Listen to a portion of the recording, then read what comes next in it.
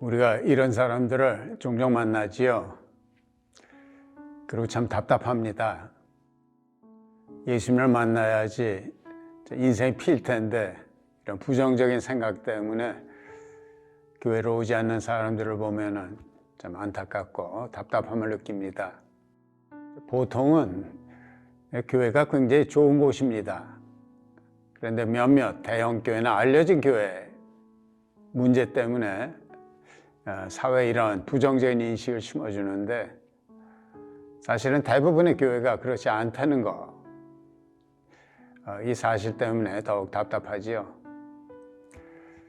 그렇다고 이 사람한테 대부분의 교회는 그렇지 않다 이러고 싸워봤자 도움이 안 됩니다.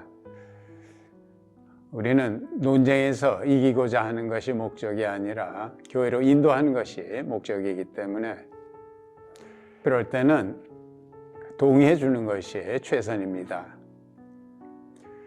그리고 그 다음에는 추상적인 교회 얘기보다는 자신의 교회 얘기를 해주는 것이 좋습니다.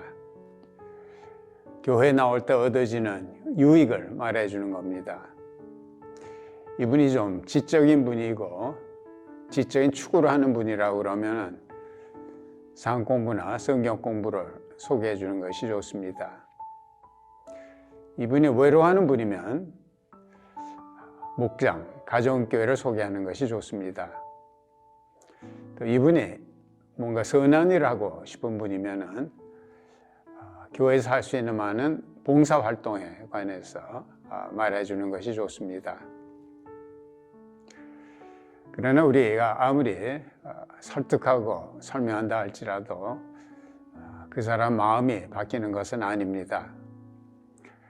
사람의 마음은 하나님밖에 바꾸실 수가 없습니다. 그래서 기도해야 합니다.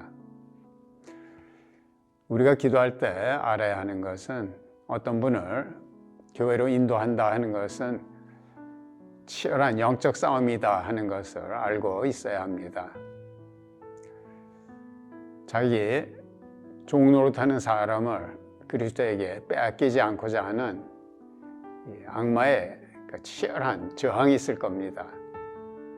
그래서 기도해야 합니다. 많은 경우에는 교회를 가지 못하도록 하고 믿음을 갖지 못하도록 하려는 악마로부터 나온 경우가 많습니다. 제가 담임하던 휴스턴 서울교회에는 많은 비신자들이 교회에 와서 예수를 믿게 되는데 거의 전부가 오기 전에는 교회에 대해서 굉장히 부정적인 생각을 많이 갖고 있습니다. 그래서 이분이 예수를 믿고 난 다음에는 제가 물어봅니다. 그럼 부정적인 경험을 교회를 통해서 해봤느냐? 그럼 거의 100% 그런 경험은 없습니다. 그래서 이것은 마귀가 심어준 생각이다 하는 것을 알 수가 있습니다. 이 사람이 마귀의 거짓에서 벗어나서 진리를 보게 되도록 우리가 기도해야 합니다. 그러나 기도만으로는 충분치 않고 그 다음에는 우리가 섬겨주어야 합니다. 요새 사람들이 논리에 설득당해서 예수를 믿거나 교회에 나오는 경우는 극히 적습니다. 보통은 섬김에 감동받고 또 자기가 보는 그 크리스찬 모습이 아름답기 때문에 교회도 나오고 믿음도 갖습니다. 그래서 그 섬김은 감동을 주는 섬김이기 때문에 100% 양보해야 합니다. 특별히 세상에서 악한 사람들은 자기는 전혀 안 섬기고 섬겨만 달라고 합니다. 예절 바른 사람들은 내가 50% 섬길 테니까 너도 50% 섬기라고 합니다.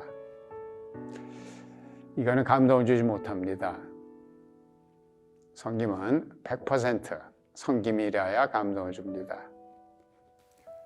그래서 이런 섬김의 결심도 섬김의 이런 행동도 그 힘이 우리에서 나올 수는 없습니다. 그래서 자신을 위해서도 기도해야 합니다.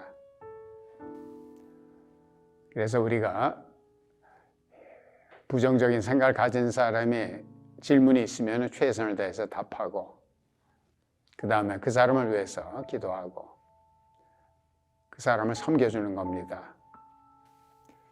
그리고 간헐적으로 목장에 참석해라, 교회 나와라, 권유해야 합니다. 많은 분들은 이런 말하는 것을 겁을 내서 못하는 수가 있는 것을 종종 발견합니다. 어떤 경우에는 이분이 준비가 됐는데 우리가 권하지 않아서 안 나올 수도 있습니다. 그래서 우리가 때를 봐서 종종 목장에 나와라, 교회 나와라, 권면해야 합니다.